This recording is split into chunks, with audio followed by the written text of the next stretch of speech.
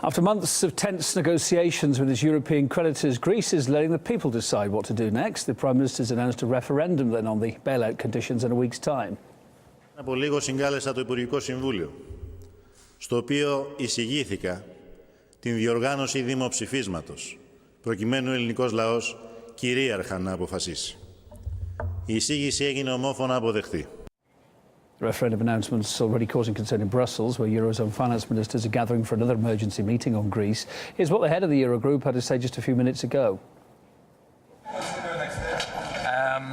Let me just say that I'm very negatively surprised by today's decisions by the Greek government. They have apparently rejected the last proposals on the table from the three institutions, and on that negative basis have proposed to Parliament to have a referendum with, again, a negative advice to the Greek people.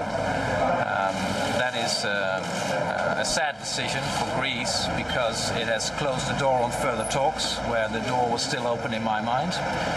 We will hear from the Greek minister today in our meeting and then talk about future consequences. I can't say anything else at the moment. Is there a chance for an extension? So today, again, yet another critical day. Well, Alexis Tsipras made the decision on the referendum after holding an emergency cabinet session himself.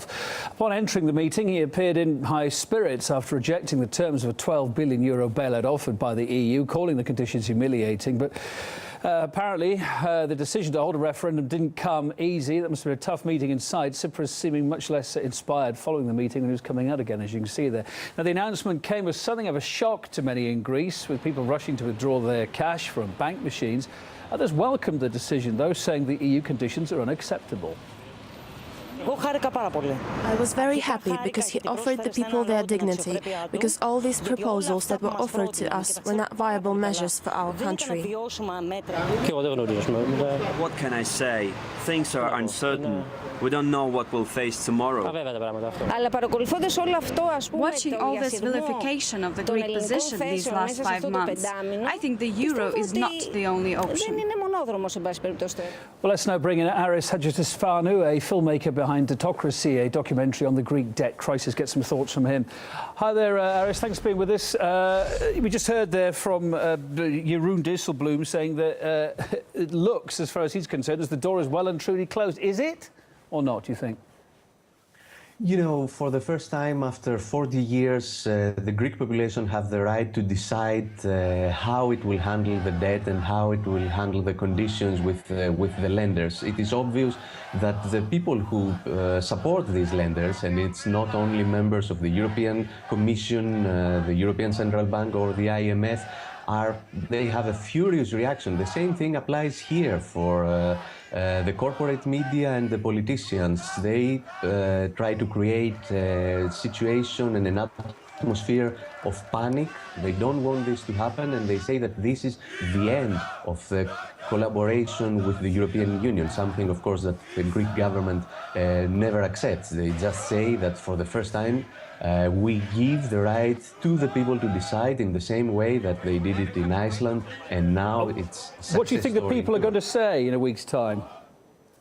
I believe that they will say no to this new memorandum and to this new austerity policy that the European Union and the IMF is trying to impose. People have understood very well that this so-called salvation period just created more problems. Just to remind you that we had a debt of 115, 120% of GDP, now it's 180. And at the same time, almost 60% of the young people are unemployed. The economy, the infrastructure of the economy is compromised. People know about that, and I think that they are not afraid anymore even of the chance of leaving the Eurozone. When your government came to power, I suppose behind the scenes it was never really thought that it could sort of deal out with the EU, was it? Or was it on the cards that they could do something? What was the real feeling behind the scenes there? I mean, most people say they're living in a pipe dream. And is he now trying to shift responsibility for not living up to his promises onto the public? In my opinion, what the Greek government promised just a few weeks or months before the elections was practically impossible to get through to the Europeans. If you don't have anything in your hands in the negotiation table like default or exiting the Eurozone, I don't see why the lenders would agree to any better conditions for the Greece. Referendum is a weapon that the government can use, and I think it is using it in the right way. I wonder what the politicians in Brussels are going to say if this is rejected in a week's time by the Greek people. You mean if they accept the new austerity measures? No, if it's pushed out. Will that be the end of it as far as Brussels is concerned, or will there be another last-minute twist and turn, another deal put on the table, do you think?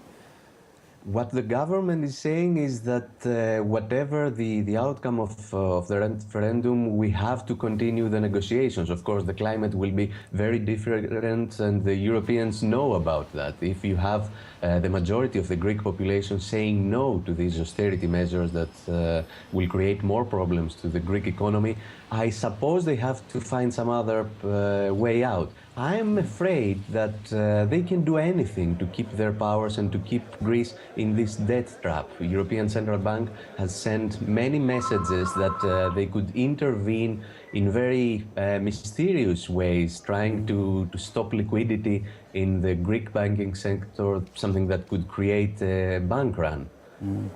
Harris, thanks for your thoughts. Man so closely studied with this, of course, director of Debtocracy, a documentary on the Greek debt crisis that sadly continues for the foreseeable future. All right, sir, thanks very much.